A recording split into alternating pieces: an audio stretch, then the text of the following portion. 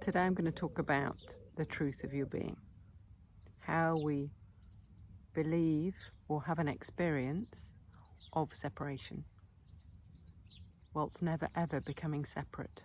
And if we look from the idea of separation, that just doesn't make sense, because you're having an experience of separation. So how can you have an experience of your true nature, of this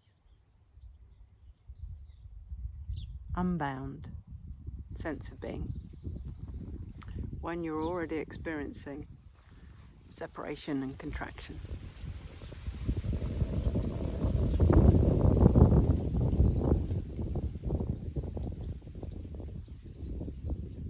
And I'm saying that you already are unbound.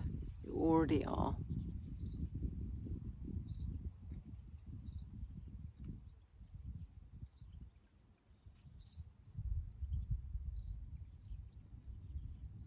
Free.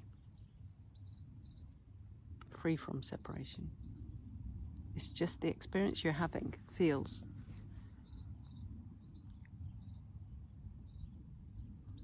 separate. I know that's obvious. The experience you're having feels very separate. So there's no struggle with that. We get that. I understand that. There's no getting away from that. That is the experience you're having. But who is experiencing it? What's that one that's experiencing? Because the one that's experiencing it can also experience unity, because it has the capability of experiencing separation and unity, but never becoming separate. So it's to come back to the root of being, and to see that being, what you are, just this ocean of being, just this no self, can appear as a self, but you never become the self. So that's why you have an experience of being a self. I can have an experience of being a self, but I just don't believe in the experience of being a self. So it's to see, where are you believing that you're separate?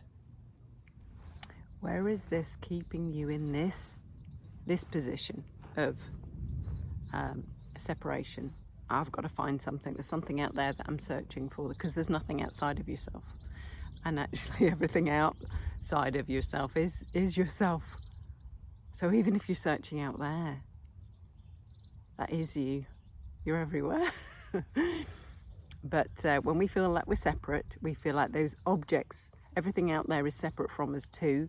So we're looking to get something from happiness from a object, or from a relationship, or from a situation, because we're holding ourselves separate from it all. So it's just this experience of separation. And I just want to reiterate that you're not separate. You're just having an experience of separation. That's why it feels very real, and it can be frustrating to somebody who's trying to find unity, trying to find unbound consciousness, trying to find the truth of their being, which is just this. I can only sit here and speak from being, to share being. I can't give it to you because you're already it. You see how I can't give it to you? Because you're already it.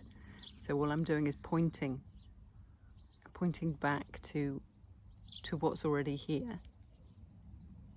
So what's already here is just this. If you can recognize, there's always just this here, this crystal clear moment. We've got a chance to see that crystal clear moment of almost no mind, of just stopping and looking at what's actually here when we look. Prior to jumping on there's this, and I'm sat here in a field, in the garden, and there's, under a tree. That's all description. That's all ideas and concepts. That's all labels about what's actually here. I mean, it's life is here, really, and that's a label, We're so it's coming out of that conceptual world of labels and dropping out of the mind. And the way I point to do that is to open your focus, because as soon as we narrow our focus, we're looking at details, subject, object. We're going to that narrow focus view of set ideas, of fixed. I'm going to put a frame around this, and this is me in a garden, and I'm creating a little story with my mind, with thoughts. I'm even creating a mind, because when we look in inquiry, we can't actually find a mind. So there's all these ways of stepping back and having a little look. And maybe I'll go into detail on each of those ways. You know, how we can't actually find a mind when we look. How we can't, you know, and in this moment now, so I'm just going to show you the open focus. So our vision has changed. We're not closing down. We're just opening up to the potential of this moment, what's actually here, without fixing it. And the dropping down seems to give us some idea of creating distance from a mind, from the way we think, the way we produce ideas about what's here. So I'm just giving us the opportunity to not produce ideas about what's here, to have a look at what's already here, what's actually here. So we're not going to, so we're opening our focus and we're dropping down into the body. We're using the body as a tool of sort of groundedness in self. So we're grounding down. You know, we're recognizing the contact points of the body in the seat and the feet on the ground. And that's giving us some distance.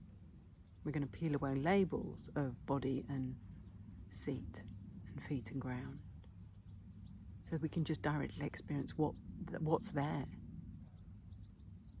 without adding labels. You know, we might want to say, well, there's an awareness of sensations, but do we take those labels off and what's there? That's direct experience of what's here, prior to a mind. And we get to inquire there what's actually here. When we look, there might be a sound of a cow appearing in this. You see how I've said sound of a cow? There's just a sound appearing in awareness. And even awareness and sound are labels.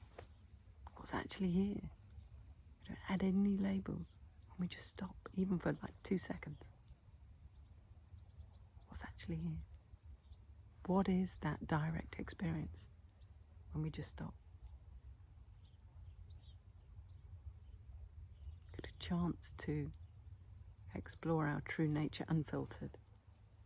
You know, what's directly here now?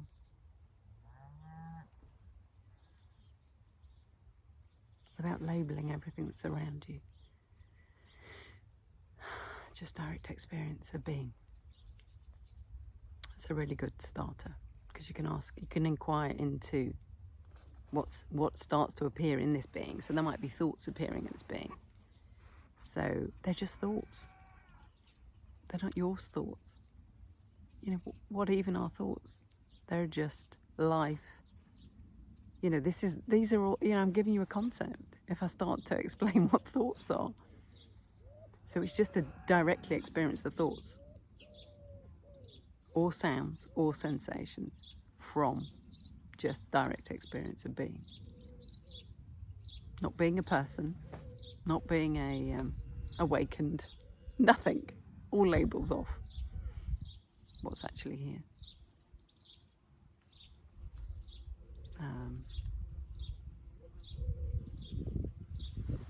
Just got a chance to see. And then you can look at, you know, what's showing up. What are the thoughts? Because the thoughts are not a problem. It's when we narrow our focus and we experience the thoughts, depending on what they are, they can cause suffering. Because the moment is usually absolutely fine. It's just the thoughts about the moment. I think Sailor Bob has a quote that's, what's wrong with this moment if we don't think about it? In fact, he has a book. What's wrong with this moment if we don't think about it? You see how the suffering is the resistance to what's happening rather than what's happening. Because if we don't label what's happening, as I know there can be extreme circumstances, and I'm not saying don't take action in the moment. You see how when the moment's passed, we can then suffer the moment, that moment, but it's not here anymore. There was just this crystal clear moment, yet we're suffering something that's not here anymore. So we have to reimagine that moment. And I think that's another video that I'll do about how how we cover this crystal clear moment. Okay, thanks for watching.